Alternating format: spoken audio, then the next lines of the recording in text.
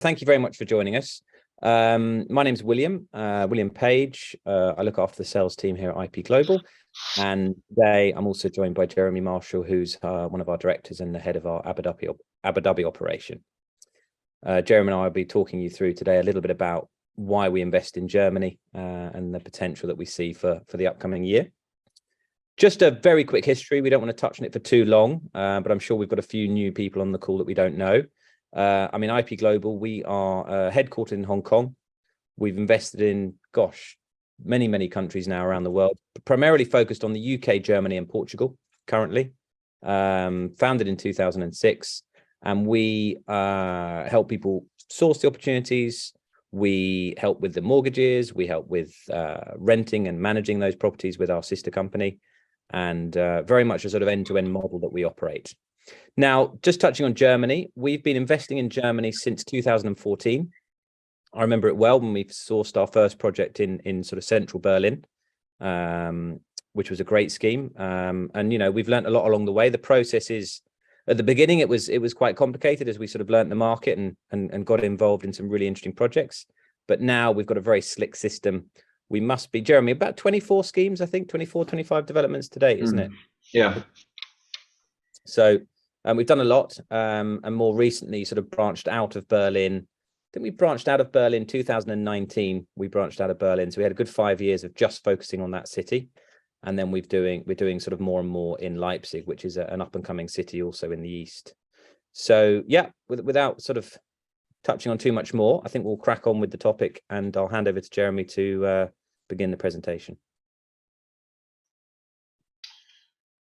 So yeah, it's all about context really here, and I think you know, given we've done quite a lot of scheme projects now in 24, it's worthwhile saying they've probably been our best performing ones in the last 8 years as well in terms of growth, and this is what we're going to talk about really, because it's everything that's been good about Germany, you know, and the fundamental reasons why we've been interested in it as an investment company, if anything, given the current global situation, have compounded. Because what we're talking about here in global context is, you know, a post-COVID, when, you know, governments have spent many tens of billions of pounds and dollars and so forth to support their economies, we've come into an inflationary period, and almost everywhere is in that now. And so it does mean that the interest rates have been going up around the world, which, you know, can squeeze your investment there, but also means that you don't want to be holding on to cash in this time. You don't want to be losing values. You want to be finding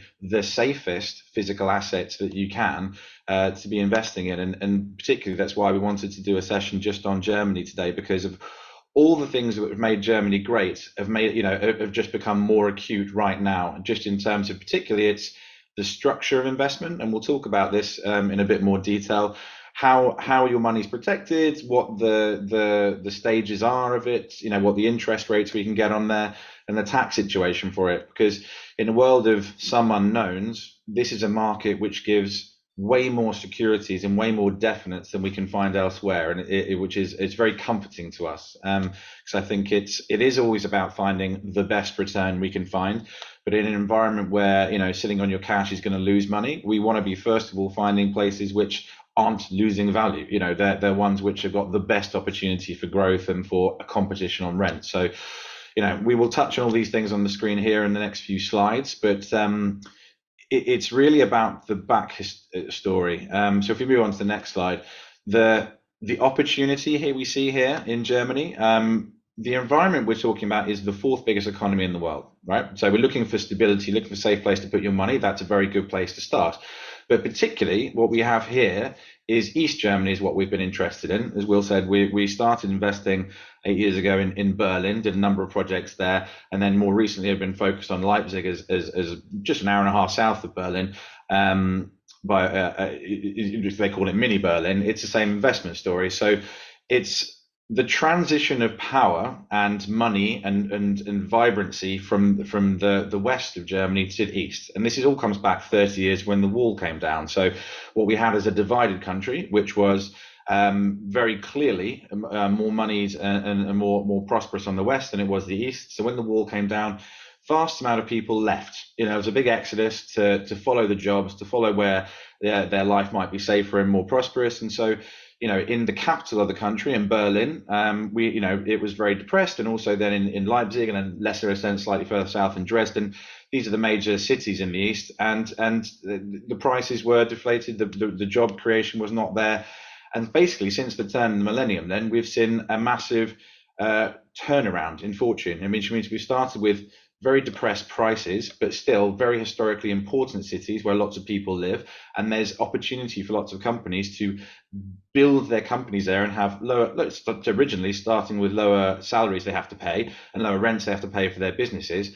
But the speed of growth then we're seeing, the speed of rental increases, seeing prices, but importantly the speed of GDP growth is exponentially faster on the east than it is on the west. And so we're still in that amazing bubble of the fourth biggest economy in the world, but in a historically, a one-off event really, in terms of there being a lower value than there should be. So we're seeing a kind of a catch up to their sister cities in Hamburg and Frankfurt and Munich.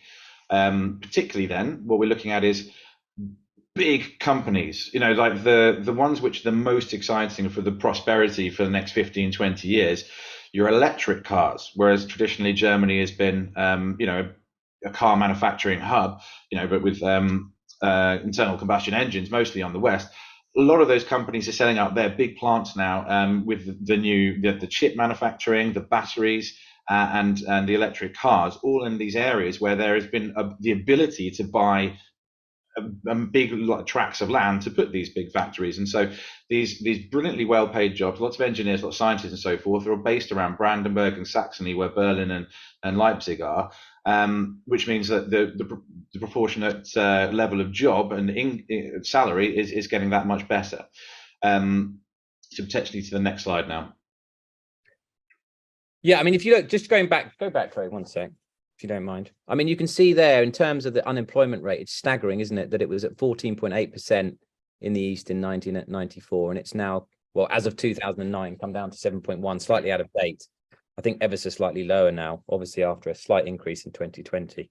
But that really is a big indicator, isn't it? That second graph there on the right-hand side. And it's showing the disproportionate growth in the East is outpacing the West, and let's see, this is just playing catch up, which means that when we can get into value propositions and good properties, which are massively, we have a lot of competition on them, then, we are buying good value property in a market which has more momentum than almost anywhere else we can find in Europe. And, going back 30 years, it wasn't a free market, the East, Yeah, absolutely. Which is quite staggering. Yes. And the local governments as well compound this issue slightly in terms of they're very strict still on what they'll allow developers to build in these areas. So they like, the East to be, a lot of it has to be regeneration money has to go into areas as well. So it can't all be new build. So the amount of new property being delivered to market is actually very sparse, which is great for us as investors and less great for those people who are trying to keep to a lower rents and lower prices in the area. So yeah. This is just basically highlighting the fact that we are starting with lower prices than there really should be in these areas. GDP growth in Leipzig and Berlin are the highest of any of the, leading up to next 2035, 2040, they're going to be the highest of any of the big 8 German cities.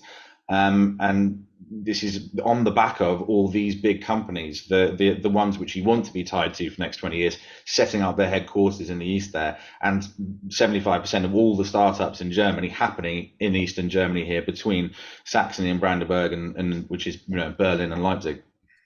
Yeah, massive media and tech hub in particular in Berlin, which the other cities have been prospering from as well. 250,000 people, I think, in the media and tech industry in Berlin alone.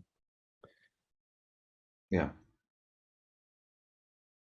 Just touching on Berlin a little bit. Today we're going to talk a bit about Leipzig because we've got an opportunity there at the moment. But Berlin is a city that we've invested in many times, very centrally to begin with, and we've ridden that growth. We've ridden a lot of that growth. The local market was very competitive. It's been very challenging for us to actually get investments in Berlin.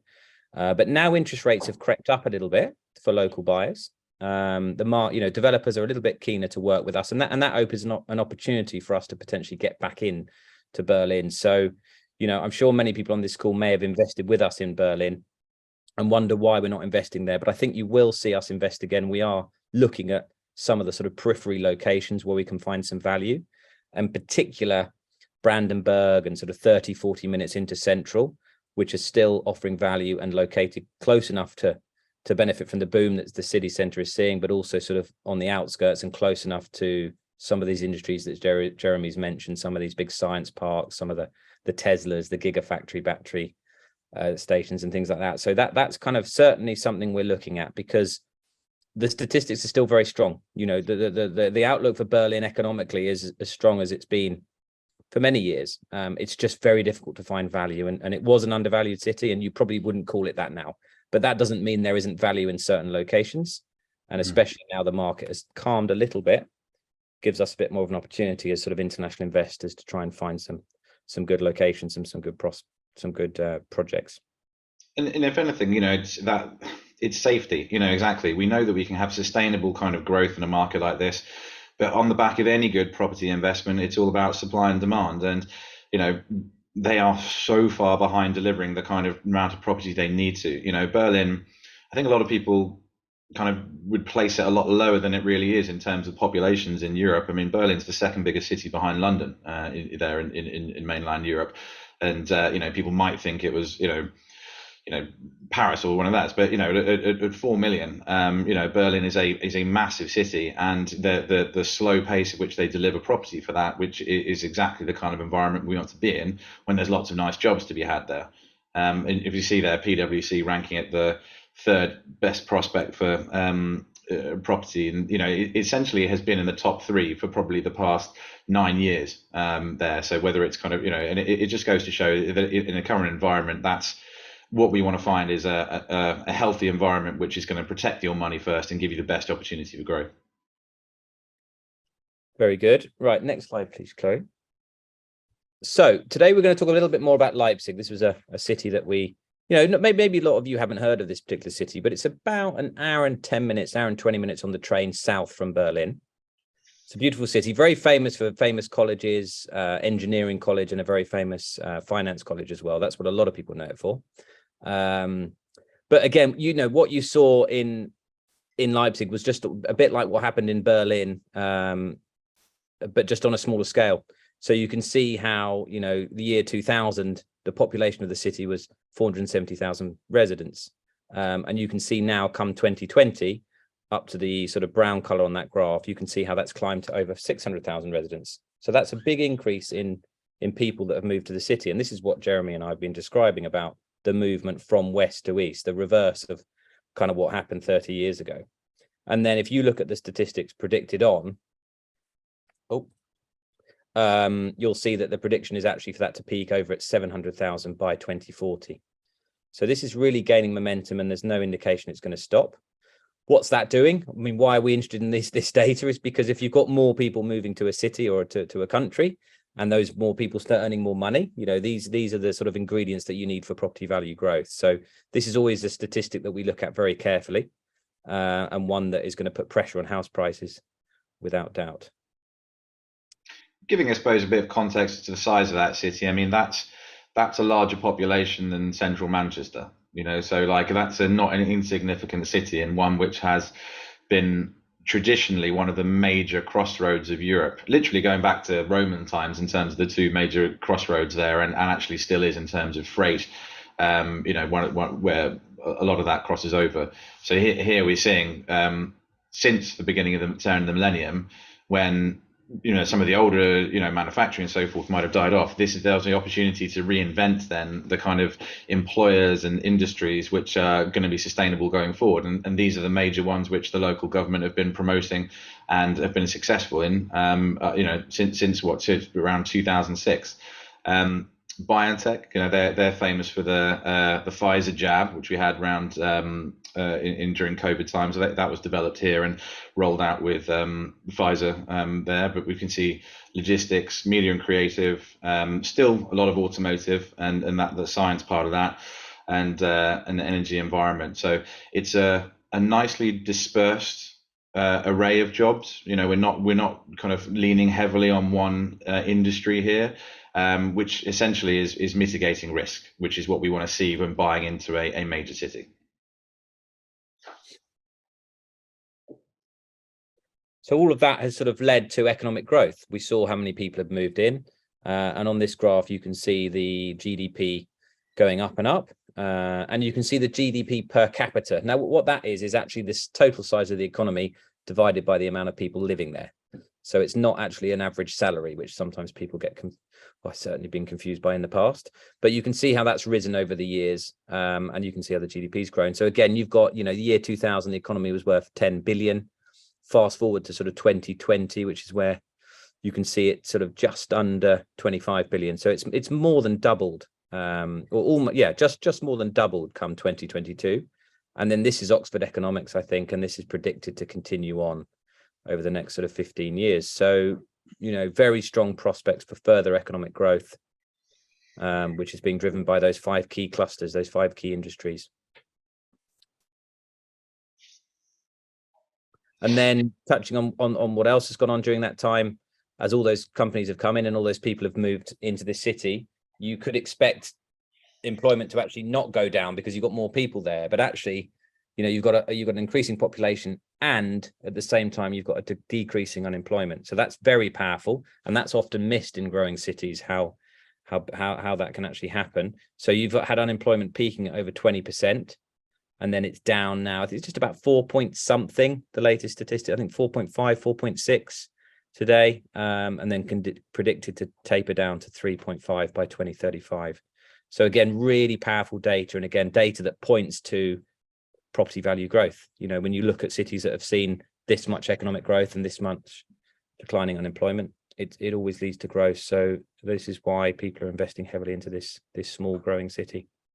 Yeah, exactly. Reflects a healthy environment for a property market in terms of the majority of people are in gainful employment, and over the years here we've seen the disposable income increasing. So more money in people's pockets, more to spend on rents, and the healthier the market can be. Oh, I like this slide. I like those cars. But yeah, they build those beautiful cars down there. They build the BMW on the fringes of Leipzig. They didn't used to. Obviously used to build it in Bavaria. And they build Porsche down there as well. Amazon, massive employer, 2,200 jobs. And then DHL have expanded as well, employing over 6,000 people. So Leipzig airport was actually the busiest airport during COVID, I think, in terms of sort of activity for freight. Anywhere, there are a lot of goods that travel from east and into Europe from the far east come through Leipzig. So it's a big hub for logistics as well as for automotive engineering as well.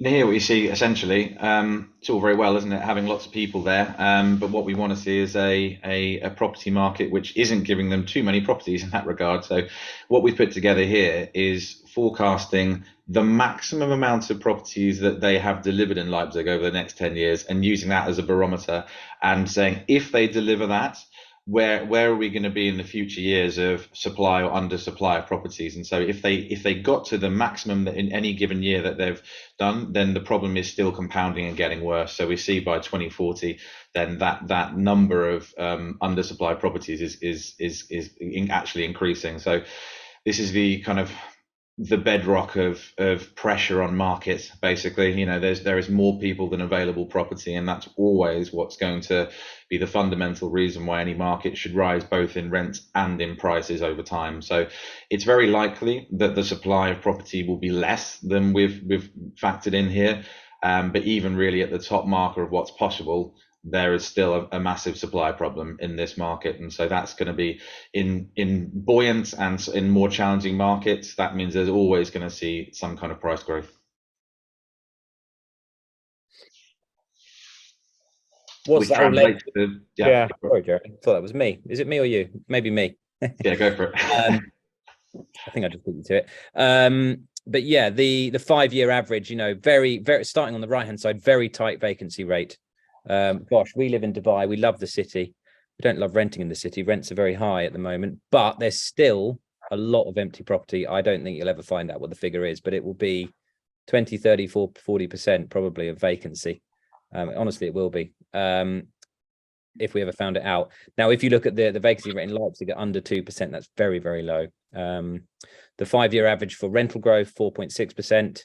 And then the 5-year average for capital value growth, 5.9. So this is sustainable growth. You know, this isn't sort of crazy figures that are going to come crashing down after years of boom and oversupply. There just isn't that supply. And just touching on that vacancy rate. I mean, we're trying to buy developments in the city, and there just aren't many there. You know, you could go to London now, you could go to Manchester and Birmingham and some other exciting cities, and you'll see cranes up, and you'll see big developers with signs up for sale by me.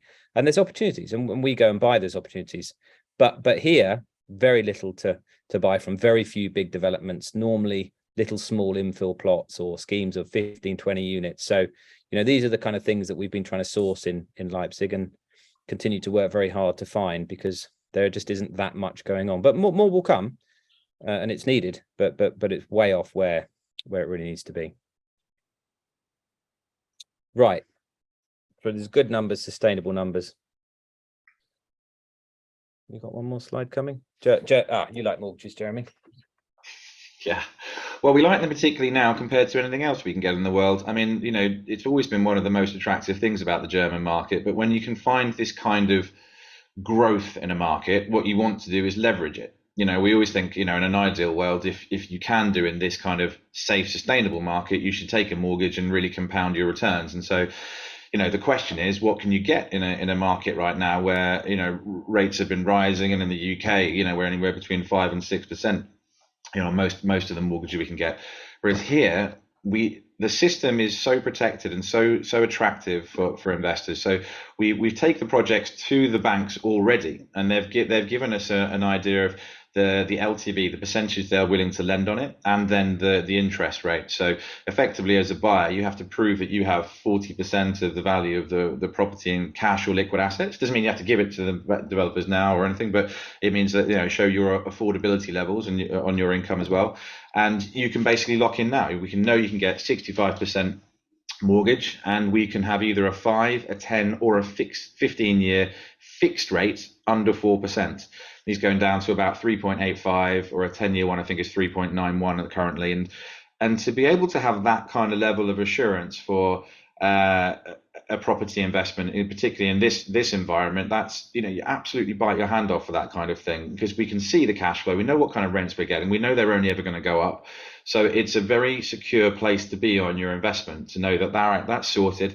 And we'll see, you know, I think on the next slide then, why particularly, you know, maybe locking in a 10-year fixed rate is such an attractive idea in terms of the incentives and bonuses on tax you might be able to do. So but the mortgages are drawn down in terms of construction milestones with the property. So if the property takes a year or 18 months to build, there'll be, say, normally 7 construction milestones where the notary, who acts as an independent party in the process, will sign off the developer saying, yes, fine, you have delivered that to that level, and then they will be able to draw down those funds. So you have the option either of, because you're probably going to borrow 65%, using your 35% deposit all in the first milestone or so, or you can pay 35% of each of the 7 milestones. So if you want to drip feed your money into the property over a longer period of time, you know, which is better for your cash flow, you know, then you have that opportunity, and you can choose either way which one you'd like to do. So it is a really nicely flexible plan, but importantly, you don't have to worry about, you know, will you get the mortgage, because actually we can get your mortgage approved and set up before you even notarize contract. So, you know, within the first month of you reserving a property, then we can have a mortgage approval set out for you and secured. So before, you know, so you know it's in hand before you even kind of register and notarize on the property, which is yeah, I mean, in terms of your personal safety and so forth, that's you know, an amazing position to be in. Yeah, and you can do that because you actually purchase the title at that stage. So it's different to some other countries. If you buy a property that isn't ready, you sort of have an agreement to purchase the title. Whereas in Germany, you actually purchase it at that stage, and therefore you can actually borrow against that title. And that's why we can go and get the mortgage pre-approved for you, because we have the title, and that's your protection. That's your ownership. Should something go wrong, we always talk about what the risks are. You actually own the title, you have something of value. A little bit more protection. I think we touched on it previously, but the developments that we work on, the developers are very committed to the completion date, because if they do deliver the buildings late, then there are late penalties. So You can see that on that page. I jumped forward. You can go back. Now, actually, this ties in quite nicely. I mentioned you purchased the title. Well, that's when you pay the stamp duty at the beginning. So that would be a slight downside, that you pay your stamp duty when you actually notarize, even though the building may not be ready for, say, a year or so. But you can secure your mortgage. So, there's upsides on that as well. Income tax, just depending on where you're resident and your passport, potentially you have a tax-free allowance. But again, if you're interested in this, come and talk to us and we can let you know if it's applicable. But it's just under 11,000 euro now, keeps creeping up every year. And then when you exit the property, you're allowed to sell 3 properties a year without paying capital gains tax if you've held that property for 10 years. So some of our investors who've bought more than one, or they need to just, more than 3, they need to just consider their exit, because you can't sell the four properties in a tax year. The 4th one you sell, you'd actually get capital gains tax on. But as long as you hold them for 10 years, you don't pay any capital gains tax. And again, that clock starts ticking from when you purchase the title. So if it is one of our properties that's ready in about a year, by the time you get the keys, you're already 1 year into your 10-year hold. Now, I don't know another market in the world as secure and as stable in a tax environment like what we have in Germany, where you have that benefit of no capital gains tax. There's nothing that compares. So very, very interesting. Now, of course, it depends where you're tax resident, right? If you're living abroad in a tax-friendly environment and you go and move back to somewhere that isn't, you may well bring your capital gains tax liability with you. But if you are, I feel like I am now, a proper expat and you don't think you're going home anytime soon, this should be very interesting to you, because you're getting to invest without tax and in a very safe environment. I just had a question about comparing the income tax with the UK as well, just so you know, like, because it's one of the other major markets we're buying into. Like, fine, there's potential income tax to pay, but actually the deductions they have in Germany are incredibly a lot higher than you would find in other markets. So you can still have all of the interest of your mortgage is deductible.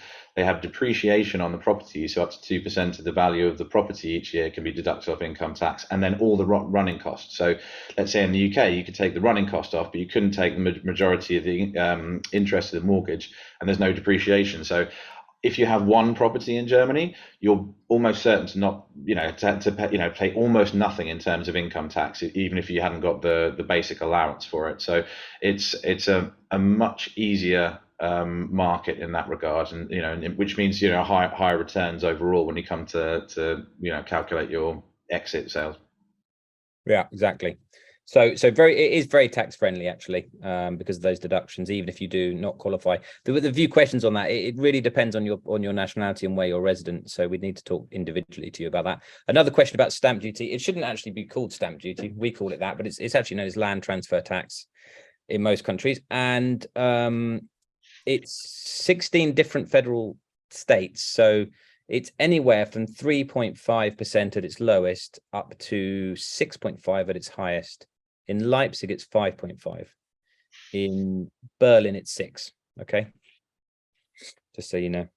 Which is very much in line, really. If you're a investor buying into the UK, that's pretty much what you're paying when you're paying the non-resident surcharges and the buy-to-let surcharges. So it's actually in line with most developed markets, basically, in terms of basic acquisition tax. Exactly. Right, I tried to do the next slide early, didn't I? What was on this slide? Jeremy's talked about a lot, the early pre-approval. I mean, that we've touched on already, I think. Late penalties. If the developers are late, then it's written into the contract. So our completion date is accurate. Developers are on site on time. They're penalized if they don't deliver on time, and you get rental compensation. So on most of our projects, it's €15 per square meter per month. And we've had it once. We had it during COVID. We had a 3 or 4 month delay with a project, and our clients were receiving rental income. I don't think they wanted the keys because the rental markets, the cities were sort of shut down. So very secure, and developers are very aligned to completion, which is great. And we talked about strata ownership. Just one difference, collectively as a building, for example, if you buy in that building and there's 15 apartments, then as a collective you all own the freehold. You all have a value in the land that the building sits on. You have voting rights, and you sort of run the building yourself as a collective. So just slightly different in the UK, where you often have a sort of independent owner of a building that runs the facilities management and everything like that. Just one of the key differences. But yeah, I think we're happy with security and investment. We've covered it, Jeremy. Yeah. Yeah, I think if you understand how other markets work and so forth, and the buying process, there's just a lot more levels of protection here. Basically, the laws are on your side, and actually, being able to have your finance locked in before you've committed anything in terms of paperwork is, it's an amazing position to be in. Yeah, it's very competitive rate, really, as a long-term fix. It's always been competitive. Look, to be honest, it's crept up in the last year or so, but it's still very, very competitive. Right, Jeremy. So yeah, the Boulevard is our most recent in Leipzig, and actually, if you see the picture here, this is very kind of representative of the kind of projects we go for. In some markets you might expect to see, bigger towers with, but actually the kind of, well, culturally, the kind of properties which are expected there, and the kind of land which developers can buy, actually quite boutique schemes is what they're delivering and what we're after, which means actually it's very much more easily assimilated into market. And actually, construction wise, it's a bit simpler overall. So it can be refurbishments, it can be new builds. This is new build in an established residential area. As we can see, it's basically a gap between two existing buildings which they're infilling. So there's a small garden out the back, and we've got 6 floors with both 1 and 2 beds in here.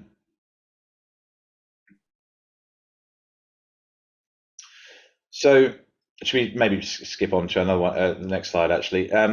We always include it, and this is taken from our brochures basically, in terms of macro maps to show the area, largely obviously just to show the connectivity to the centre of town, but also then to importantly what the life of a tenant's going to be like there. So you've got your local amenities, you want to see how close it is to the city centre, but close to the other major employers that they might be wanting to do there, and it gives you a good sense then of the kind of the means, the wealth, the kind of tenants we expect to find. And this is a kind of area with the finish of the property. We're looking for that kind of middle management, 25 to 45-year-olds who are going to be living in the city centre in decent jobs, who want to kind of still live, and take the advantage of the best of the city centre. So we are just to the kind of middle north of this picture here. And that's about a 10 minutes cycle right back into the heart of the Leipzig city centre. Culturally, people tend to get around on buses and trams mostly in this city, and there's a really good, well-established network here. So we're a couple of minutes walk from a tram stop here, and you can be back into the city centre in no time. And we can see then that the darker brown notes there, they're kind of highlighting some of the more interesting employers. So whether that's either a short cycle or tram or bus ride away, then there's lots of options in this area. We'll always show comparables. Obviously, it's about value, and we kind of show what else is new build, what else is the same quality nearby. It should be pointed out, actually, we always deliver these apartments with fully fitted kitchens, which might sound obvious, like it might be in other markets, but that's not obvious at all in Germany. Most of the time they'll be fitted without. So we're talking about having an extra 20,000 euros or so in terms of extra value put into these. So it's all about price per square meter for us. How does it compare to similar value properties in the similar area? And so we're happy to show that we're below other properties, and for the same kind of finished quality, as we can see from the pictures from the right.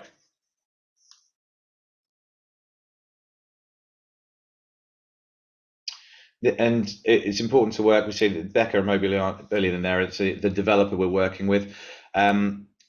Part of our process, we didn't really touch on it too much, but as an investment company, we're investing into these projects ourselves. We're onboarding some risk, so it's super important for us to work with people we can trust and know well financed and so forth. So part of our process obviously is to do a lot of research on the developer on the front end, to make sure they've got good track record, they've got good finance behind them, and so that they know that everything's going to be delivered on time and to the quality that we like. So this is a developer who's got a lot of experience, particularly in the Leipzig area and all around Saxony, and they've done both refurbishments and new builds, and so yeah, we like them a lot, and they've got a good track record.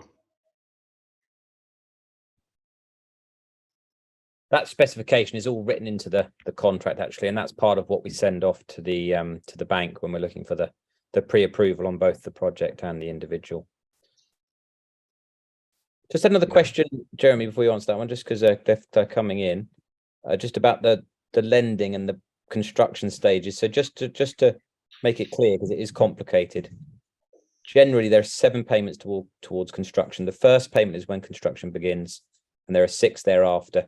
The second payment is normally when the building tops out, and then there'll be 5 more as the building sort of progresses through the final stages.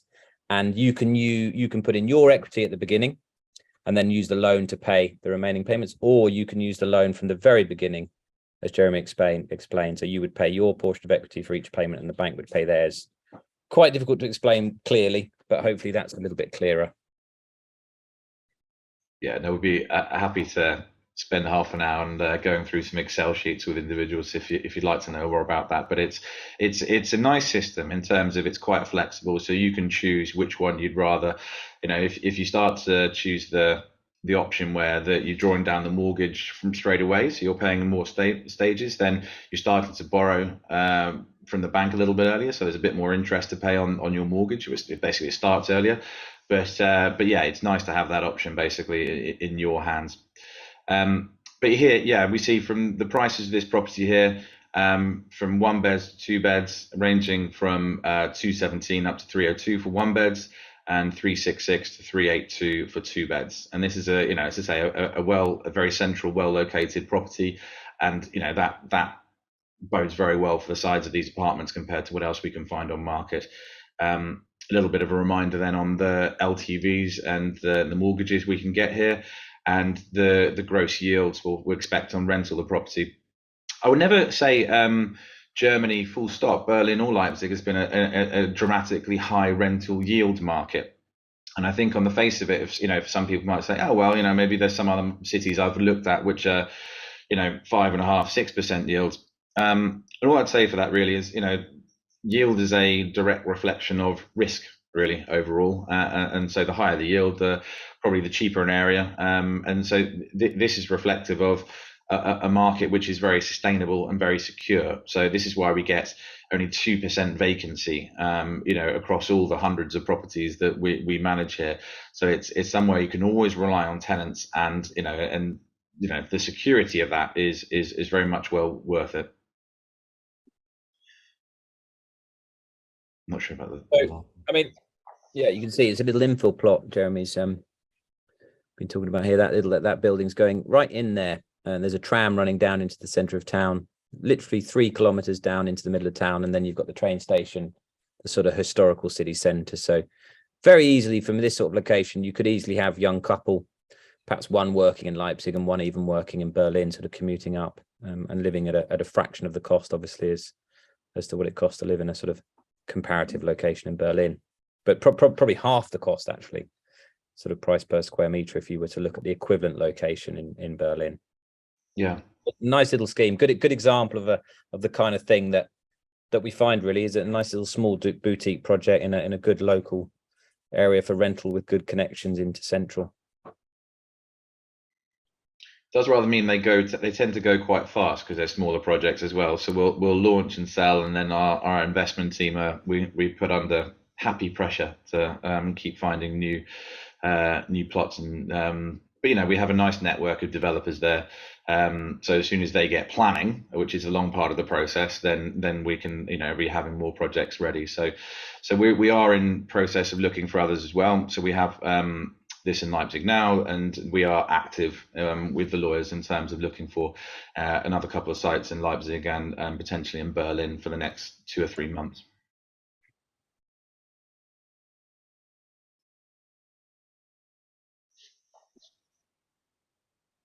Very good. Well, hopefully we've given you a little bit of a run through of why we continue to heavily research and explore these eastern cities. You will see more from us. You probably will see our first investment outside of these 2 cities this year. That's our goal.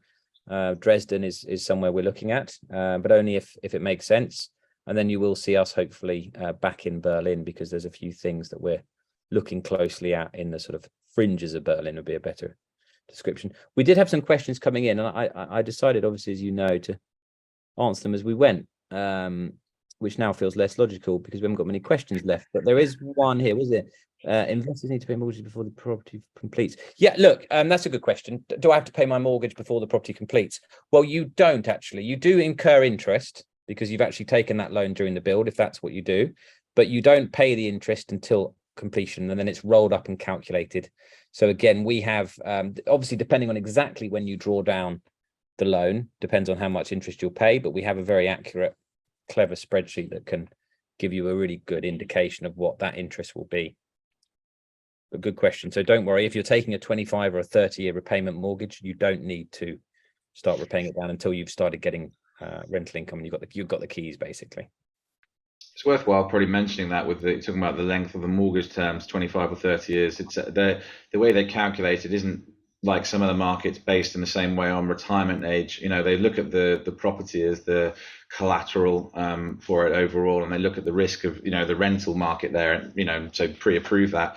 But you can get mortgages up to, in theory, like the age of about 85, 90 or so. So you can fix in and get your mortgages even if you're 60 years old or so, and actually still be in the same position. So it's a nice, you know, advantage to have there. Exactly. Look, I think there'll be plenty more questions. You know, investing in a country where you're not from, perhaps, or where you're not resident. You know, there's always things you need to know, and that's why we exist as a company, and that's what we specialize in. And people have always said to me, well, what about the language barriers? But we have a very good solution. We have a lawyer that speaks English. We have a rental company that we've done a joint venture with. They offer everything online through an online portal, so it's all very slick. So yeah, we can hold your hand throughout the whole process and collect your rental income over the years and help you with this if you're looking at Germany as a place where you want to invest a little bit of money, which we would strongly encourage. Yeah, I don't think you could find a more stable and a more prosperous environment to be investing in if you like property currently. All the advantages we've listed before, you know, and as I say, our relationship, as Will said, is very much the long-term one. So, you know, literally, you know, Will or I quite possibly will be the ones you can have relationships with for the entire time you own this property, you know, there to help out for every part of it. So it's, yeah, I think, you know, if you want to learn more about it, want to go into cash flows and the details of it, and we'd be more than happy to help out in the coming weeks. Brilliant. And watch this space. We've got a few more events. I mean, it feels like the first webinar we've done for a while, so forgive us if we're a bit rusty, because we got on we were really good at them, weren't we, in 2020, 2021? But we've got a few events coming up. We're in Dubai. We've got an event tomorrow, breakfast event, where I'm off to South Africa. We've got a roadshow, Cape Town, Joburg and Stellenbosch. Jeremy, I think, is off to Vietnam. A colleague of mine, Grant, is off to Singapore. Obviously, we've got things going in Hong Kong where we're headquartered. So yeah, we'll look forward to hopefully seeing a few of you out and about. And thank you very much for joining us today. Thanks a lot, guys. Cheers.